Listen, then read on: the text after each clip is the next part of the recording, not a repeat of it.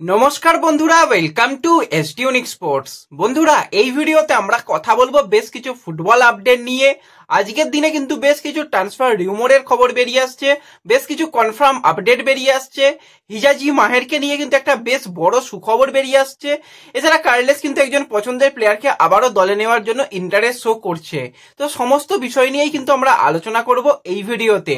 তাই ভিডিওটা শুরু থেকে শেষ পর্যন্ত দেখার অনুরোধ করলাম। আর ভিডিও ভালো লাগলে ভিডিওতে সকলে একটা করে লাইক করে দিও।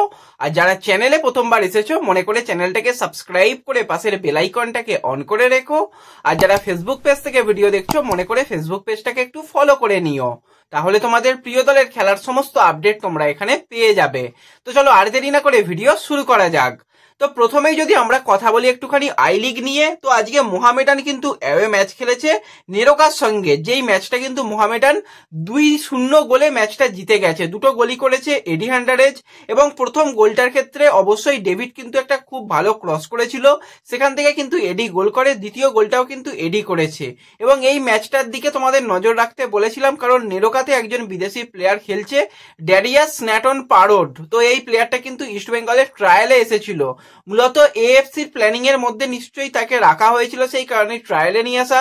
তার পরবর্তী সময় লোন ডিলে কিন্তু তাকে, লোন ডিল নয় বলতে গেলে একটা ডিল করা হয়েছে, ডিল দিলেই তাকে মূলত নেরোকাতে পাঠানো হয়েছে। আর নেরোকা বর্তমানে তো পয়েন্ট টেবিলের একদম নিচের দিকের দল, তো নেরোকাকে হারাতে খুব একটা অসুবিধা হয়নি। কিন্তু পারুডের কয়েকটা জায়গায় বেশ কয়েকটা উইং বরাবর অ্যাটাক বেশ ভালো লাগলো। মূলত উইঙ্গার, একদম উইঙ্গার পজিশনে খেলে এবং উইং বরাবর অ্যাটাকটা ভালো লাগলো। স্কিলটাও যেরকম বলেছিলাম সেই স্কিলটাও কিন্তু কয়েকটা জায়গায় দেখা গেছে। কিন্তু পুরো ম্যাচ জুড়ে মোহামেডান তারা ভালো ফুটবল খেলেছে, অবশ্যই প্রশংসা করতে হয়। এবং আজকের ম্যাচ জিতে যাওয়ার ফলে কিন্তু তারা পয়েন্ট টেবিলের বর্তমানে 1 নম্বর পজিশনেই রয়েছে, 20 ম্যাচে 47 পয়েন্ট। আর অপরদিকে শ্রীনিধিরও আজকে ম্যাচ ছিল গোকুলামের সঙ্গে, শ্রীনিধি সেই ম্যাচটা 2-1 গোলে জিতে গেছে। দুটো গোলই কিন্তু করেছে ডেভিড, মানে বিদেশি প্লেয়ার ডেভিড।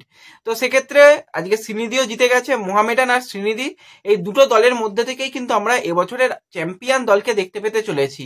সম্ভাবনা অনেকটাই বেশি মোহামেডানের, কারণ তারা যেরকম ফুটবল খেলছে, গোল ডিফারেন্সেও কিন্তু বেশ ভালো জায়গায় চলে গেছে। আজকে একাধিক গোলের সুযোগ ছিল, কিন্তু সেই গোলগুলো যদি করতো বলতে গেলে এক প্রকার ভালোই জায়গায় থাকতো। আর যদি আজকে শ্রীনিধি পয়েন্ট নষ্ট করতো আজকেই বলতে গেলে চ্যাম্পিয়ন হয়ে যেত।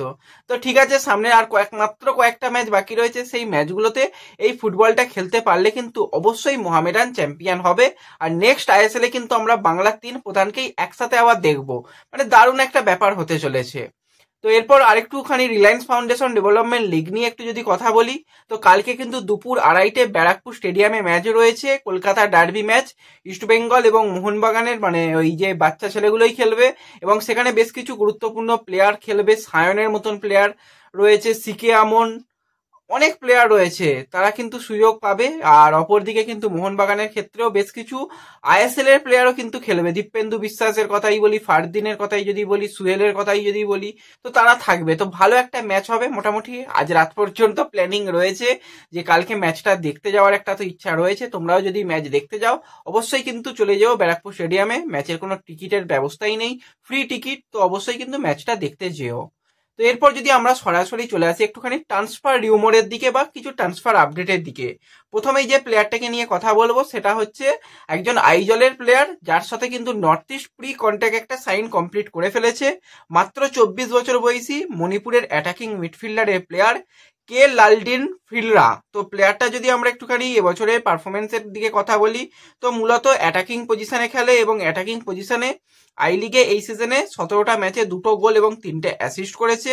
তো ওভারঅল কিন্তু খুব ভালো ফুটবল খেলেছে, এবং বেঙ্গালুরু রিজার্ভ টিম থেকে বা বয়স ভিত্তিক দল থেকে উঠে আসা প্লেয়ার, বর্তমানে কিন্তু আইজলে খেলছে এবং কন্ট্রাক্টও শেষ হয়ে যাচ্ছে এই সিজনেই। মার্কেট ভ্যালু 1 কোটি টাকা। তো এই প্লেয়ারটার সঙ্গে মোটামুটি প্রি কন্ট্যাক্ট করে ফেলেছে নর্থ ইস্ট ইউনাইটেড এফসি। তো এছাড়াও কিন্তু নর্থ ইস্ট আরো বেশ কিছু ভালো মানের প্লেয়ারকে এবং ইয়াং প্লেয়ারকে নেওয়ার চেষ্টা করছে। আরো একটা যদি প্লেয়ারকে নিয়ে কথা বলি, সেটা হচ্ছে আমাদের বাংলার আর এক প্রধানেই খেলে বিকাশ সিং, মাত্র 23 বছর বয়স, লেফট উইঙ্গারের প্লেয়ার। এবং এই সিজনে বিকাশ কিন্তু খুব ভালো ফুটবল খেলেছে, 18টা ম্যাচ খেলেছে, 2টো গোল এবং 3টে অ্যাসিস্ট করেছে। এবং বিকাশের যদি আমরা ক্লাব দেখি, তো সেক্ষেত্রে সে কিন্তু কেরালা ব্লাস্টার্সের প্লেয়ার, এবং কেরালার সঙ্গে একটা দীর্ঘমেয়াদী তার চুক্তি রয়েছে, লোন ডিলে মূলত খেলতে এসেছে। তো নর্থ ইস্ট কিন্তু এক প্রকার কথাবার্তা চালাচ্ছে, যদি লোন ডিলেও তাকে পরবর্তী সিজনে নেওয়া যায় সেই রকম ভাবেই কিন্তু কথাবার্তা চলছে। এছাড়া মোহামেডানের আরো একজন গুরুত্বপূর্ণ প্লেয়ার এবং এই প্লেয়ারটাকে নিয়ে রীতিমতন কিন্তু সামারে ভালো টানাটানি শুরু হতে চলেছে। এর মধ্যেই কিন্তু ইন্টারেস্ট শো করেছে নর্থ ইস্ট ইউনাইটেড এফসি 22 বছর বয়সী রাইট উইঙ্গার এর প্লেয়ার লালরেম সাঙ্গা। তো এই প্লেয়ারটা যদি আমরা কথা বলি 20টা ম্যাচে 5টা গোল 4টে অ্যাসিস্ট করেছে এবং একটা ভালো গতিশীল প্লেয়ার, রাজস্থান ইউনাইটেডের প্লেয়ার এবং লোন ডিলে এসেছে। পরবর্তী সময় রাজস্থানের সঙ্গেও কন্ট্রাক্ট শেষ হয়ে যাচ্ছে, তো সেক্ষেত্রে ফ্রি প্লেয়ার হয়ে যাবে এবং এই ফ্রি প্লেয়ারকে নেওয়ার ব্যাপারে আইএসএল এর ক্লাবরা ঝাঁপিয়ে পড়বে, কারণ যেরকম পারফরমেন্স করেছে, খুবই ভালো পারফরমেন্স করেছে। ডুরান্ড কাপেও আমরা দেখেছিলাম ভালো ফুটবল খেলেছিল, 3টে ম্যাচে 3টে গোল। তো ওভারঅল কিন্তু খুব ভালো ফুটবলার এবং এই প্লেয়ারকে নেওয়ার ব্যাপারে রীতিমতন চেষ্টা করছে নর্থ ইস্ট ইউনাইটেড এফসি। তো এরপর যদি আমরা সরাসরি চলে আসি একটুখানি ইস্ট বেঙ্গলের দিকে, তো ইস্ট বেঙ্গলের মূলত যে জায়গাটা এবছরে সব থেকে বেশি প্রবলেম হয়েছে সাইড ব্যাক। দুটো সাইড ব্যাকেই কিন্তু যথেষ্ট সমস্যা। সেখানে নিশু কুমারী বলো বা মন্ডারাও দেশাই বলো, কেউ কিন্তু খুব একটা মানানসই ফুটবল খেলতে পারেনি। তো সেক্ষেত্রে ইস্ট বেঙ্গল সাইড ব্যাকের সন্ধান রীতিমতন চালাতে শুরু করে দিয়েছে এবং গত সামারেও কিন্তু ইস্ট বেঙ্গল একজন প্লেয়ারের সঙ্গে কথাবার্তা বলছিল, কিন্তু গেম টাইমের অভাব হবে বলেই সে মূলত অন্য একটা ক্লাবে সাইন করিয়েছিল, আইজলের ক্লাবে সাইন করেছিল। সেই প্লেয়ারের সঙ্গে কিন্তু আবারও রীতিমতন ইন্টারেস্টেড রয়েছে ইস্ট বেঙ্গল নেবার ব্যাপারে। প্লেয়ারটা হচ্ছে মাত্র 24 বছর বয়সী মণিপুরের রাইট ব্যাকের প্লেয়ার জোয়াও জোহালিয়ানা। তো প্লেয়ারটা কিন্তু বর্তমানে খেলছে আইজলে, আই লিগে এবং এই প্লেয়ারটার আইএসএল এর এক্সপিরিয়েন্স খুব ভালো রয়েছে। এর আগে নর্থ ইস্টে কিন্তু অনেক ম্যাচই খেলেছে, 25টা ম্যাচ খেলে নিয়েছে এবং এই সিজনে যদি আমরা জোয়াও এর পারফরমেন্সের দিকে তাকাই তো 15টা ম্যাচ খেলেছে, 15টা ম্যাচ খেলে 4টে গোল, একটা অ্যাসিস্ট। একটা সাইড ব্যাক ওভারল্যাপিং এ গিয়ে গোল করছে, অ্যাসিস্ট করছে, এটাই তো দরকার। আর ইস্ট বেঙ্গলের সাইড ব্যাকরা কি করছে, এমন সময় এসে ফাউল করছে, সেখান থেকে পেনাল্টি, তা না হলে ভুলের কারণে গোল খেতে হচ্ছে। তো সেই জায়গাতে রাইট ব্যাকের অপশন কিন্তু খুব ভালো ইস্ট বেঙ্গল একটা পেয়ে যাবে। তো কথাবার্তা আবারও শুরু করেছে, তো কথাবার্তা তো অনেক প্লেয়ারের সঙ্গেই এগোয়, এই প্লেয়ারের সঙ্গেও কিন্তু আগের সিজনে কথাবার্তা এগিয়েছিল, কিন্তু যেটা হয়েছিল গেম টাইম, তো সেই কারণেই আসেনি। এবার কিন্তু এলে গেম টাইম অবশ্যই পাবে, কোনো রকম অসুবিধা নেই। তো কথাবার্তা শুরু হয়েছে, আবারও নতুন করে শোনা যাচ্ছে। তো এরপরে যদি আমরা সরাসরি চলে আসি একটু হিজাজি মাহেরকে নিয়ে, তো হিজাজিকে নিয়ে তো নানান রকম আপডেট দিয়েছিলাম। তো লাস্ট যেটা আপডেট বেরিয়েছিল, হিজাজির এজেন্ট সে শেয়ার করেছিল যে ইন্ডিয়াতেও অফার রয়েছে, বিদেশি ক্লাবেরও অফার রয়েছে। তারপর আমাদের বাংলার এক বড় সংবাদ মাধ্যম তারা দাবি করেছিল এফসি গোয়া কিন্তু রীতিমতন কথাবার্তা চালাচ্ছে তাকে নেবার ব্যাপারে। এবার এটাও ঠিক, যে পরিমাণ স্যালারি হিজাজি মাহের ইস্ট বেঙ্গলে পায়, সেই স্যালারিতে বিদেশি প্লেয়ারদের রাখা প্রায় কার্যত অসম্ভব। মানে আমি বলছি না যে কত টাকা পায়, কিন্তু ধরে রাখো খুব কম স্যালারিতে হিজাজি খেলছে, আর অন্যান্য ক্লাবরা বেশি টাকা তো দেবেই, কারণ যেরকম পারফরমেন্স করছে।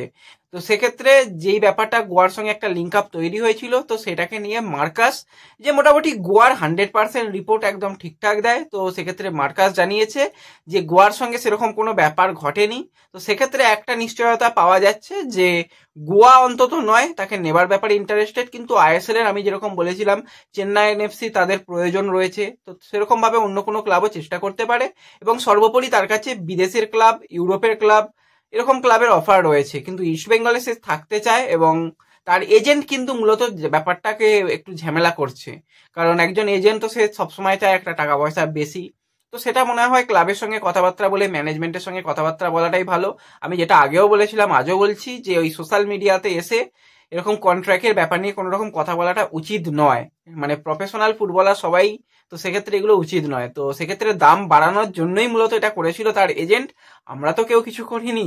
তো যাই হোক, হিজাজিকে নিয়ে ইস্ট বেঙ্গল পজিটিভলি ভাবছে এবং তাকে রাখার মতন সর্বাধিক চেষ্টা চালাচ্ছে, এটুকু তোমাদের আজকের দিনে দাঁড়িয়ে বলতে পারি। এবার কালকের দিনে যদি অন্য কোনো ক্লাবে সাইন রাতারাতি করেও ফেলে, অবাক হব না। এরকম জিনিস আমরা অনেক দেখেছিলাম, বিশেষ করে আমি যেটা দেখেছিলাম জুয়ান ফের্নান্ডোর সঙ্গে, যেদিন জুয়ান ফার্নান্ডোকে ছেড়ে দেওয়া হয় তার আগের দিনই আমি তার সাথে কথা বলেছিলাম, সে বলেছিল যে ইনজুরি প্রবলেম ইত্যাদি প্রবলেমের জন্য সমস্যা হচ্ছে, তারপরের দিনই তাকে ছেড়ে দেওয়া হয়েছিল। সে কিন্তু রীতিমতন কলকাতায় এসে গেছিল। তো যাই হোক, সেসব ব্যাপার যদি বাদও দিই, ট্রান্সফার মার্কেট পরিবর্তনশীল, এটুকু মাথায় রেখো। কিন্তু ইস্ট বেঙ্গল পজিটিভ ভাবে চেষ্টা করছে হিজাজি মাহেরকে রাখার জন্য।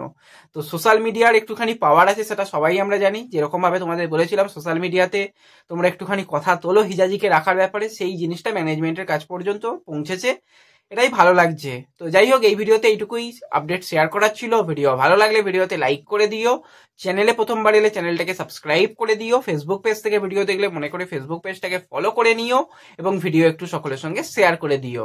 ধন্যবাদ।